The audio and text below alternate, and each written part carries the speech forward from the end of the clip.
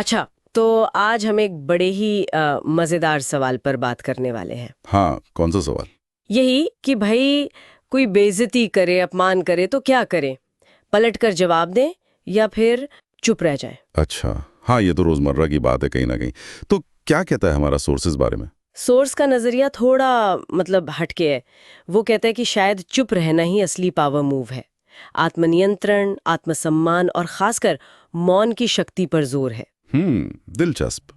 क्योंकि आमतौर पर तो यही लगता है ना कि भाई अपनी इज्जत के लिए बोलना तो पड़ेगा, जवाब देना जरूरी है। बिल्कुल बिल्कुल। और इसीलिए आज हम इसी की तह तक जाएंगे, समझेंगे कि कैसे हर अपमान का जवाब ना देना ज्यादा असरदार हो सकता है, और ये सच्ची ताकत आखिर आती कहाँ से है। सही बात। तो ये जो सवाल आपने उठाया कि क्या चुप्पी कमजोरी है या इसमें कोई छुपी हुई ताकत है, हाँ, यही सवाल।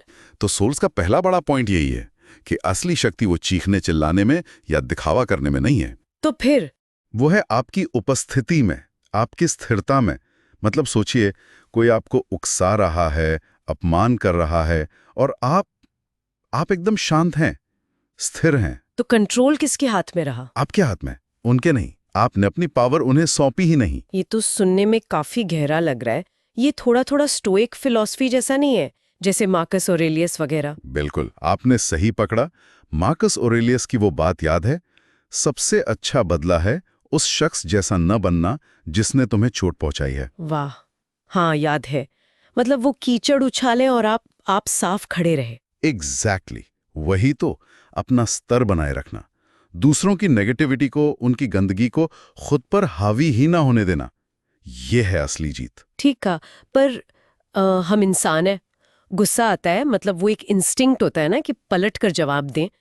इसके बारे में सोर्स क्या कहता है? ये इच्छा क्यों होती है? हाँ, होती है, बिल्कुल होती है। और सोर्स कहता है कि ये जो तुरंत रिएक्ट करने की, जवाब देने की इच्छा है ना, ये अक्सर हमारे अहंकार से, हमारे ईगो से जुड़ी होती है। अच्छा, कैसे? हमें लगता है हमारी इज्जत पर बात आ गई, हमारा मान चला गया। लेकिन सोर्स हमें याद दिलाता है, किसी का बुरा बर्ताव, उनका अपमान, वो असल में उनका आईना है, हमारा नहीं। मतलब वो जैसा महसूस कर रहे हैं, उनकी जैसी स्थिति है वो वैसा बर्ताव कर रहे हैं, जी उसका हमसे लेना देना नहीं है। हाँ, बिल्कुल। ये कुछ वैसा ही है जैसा एपिक्टेटस ने कहा था, याद है, कि हमें चीजें परेशान नहीं करती, बल्कि चीजों के बारे में हमारे जो विचार है ना, वो हमें परेशान करते हैं। सही। तो अपमान को एक तरह से अपनी एनर्जी चुराने की कोशिश समझें। एकदम सही पकड़ा। बिल्कुल, कोई अपमान करता है, वो चाहता है आप रिएक्ट करें, आप अपनी शांति खो दें, अपनी ऊर्जा उन्हें दे दें। और अगर हम रिएक्ट करते हैं तो हम वही कर रहे हैं जो वो चाहते हैं। हाँ, आप उन्हें अपनी कीमती मानसिक ऊर्जा दे देते हैं। लेकिन अगर आप शांत रहते हैं, स्थिर रहते हैं, तो उनकी कोशिश बेकार। आपकी ऊर्जा आपके पास, आपका कंट्रोल आपके पास। तो इसका मतलब ये हुआ कि चुप रहना असल में कमजोरी नहीं है, बल्कि ये एक तरह की दिमागी स्पष्टता है, ठहराव है, आत्म अनुशासन है। हाँ, सोर्स तो यही कहता है, ये मौन कमजोरी नहीं, बल्कि ये स्पष्टता है, संयम है और अनुशासन का प्रतीक है। पर एक मिनट, क्या दुनिया इसे ऐसे ही देखती है? मतलब कई बार लोग तो यही समझेंगे ना कि अरे ये तो डर गया या इसने हार मान ली। हाँ, ये एक वैलिड पॉइंट है और लोग ऐसा सोच सकते हैं।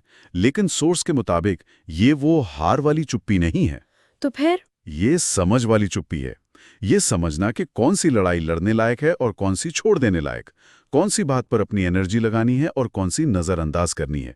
ये बाहरी शोर से ऊपर उठकर अपने अंदरूनी संतुलन को बनाए रखने की ताकत है। तो ये दिखाता है कि आप बाहरी उकसावे से कितने अप्रभावित रह सकते हैं। बिल्कुल। और यहीं से बात सच्चे सम्मान की तरफ जाती है। अच्छा, वो कैसे जुड़ता है? क्या चुप रहने से सम्मान मिलता है? यहां सेनेका की एक बात बड़ी कमाल की लगती है मुझे। वो कहते थे ना, गरीब वो नहीं जिसके पास कम है, गरीब वो है जिसे और ज्यादा चाहिए। हाँ, सुना है। उसी को सम्मान पे लागू करें। असली इज्जतदार वो नहीं जिसे दुनिया की तारीफ चाहिए, जिसे बाहरी वैलिडेशन की भूख हो, बल्कि वो जिसे किसी की तारीफ या बुराई से फर्क ही ना पड़े, जो अंदर से इतना भरा हुआ हो, इतना स्थिर हो कि उसे बाहरी थपथपाहट की जरूरत ही ना हो। वही तो असल में आजाद है, सम्मानित है। मतलब असली शक्ति ध्यान खींचने में नहीं है? नहीं, बल्कि अपनी उपस्थिति को महसूस कराने में, और वो भी बिना कुछ कहे। आपकी शांति, आपकी स्थिरता ही आपकी पावर है। ये सुनने में तो बहुत शक्तिशाली लग रहा है, पर जैसा आपने कहा, ये करना आसान नहीं होगा। बिल्कुल नहीं। सोच भी मानता होगा कि ये रास्ता मुश्किल हुआ है, अकेलापन महसूस हो सकता है इसमें। हाँ हाँ, बिल्कुल मानता रहे। ये रास्ता आसान नहीं है, इसमें यकीनन अकेले चलने का हौसला चाहिए, बहुत गहरी अंदरूनी ताकत चाहिए। और हाँ, ये भी हो सकता है कि लोग आपको गलत समझे, कमजोर समझें। तो फिर क्या करें? सोर्स कहता है समझने दें, जिन्हें गलत समझना है समझने दें, आप अपने रास्ते पर अपनी सच्चाई पर टिके रहें। क्योंकि अंत में क्या होता है, लोगों को शायद ये याद ना रहे कि उन्होंने क्या कहा था, पर उन्हें ये जरूर याद रहेगा कि वो आपको हिला नहीं पाए थे। आपकी वो स्थिरता, वो शांति, वही आपकी पहचान बन जाएगी। वाह! मतलब जो अपमान सहकर भी शांत रह सके, अडिग रह सके, वही असल में आज़ाद है। बिल्कुल, वही असल में स्वतंत्र है। तो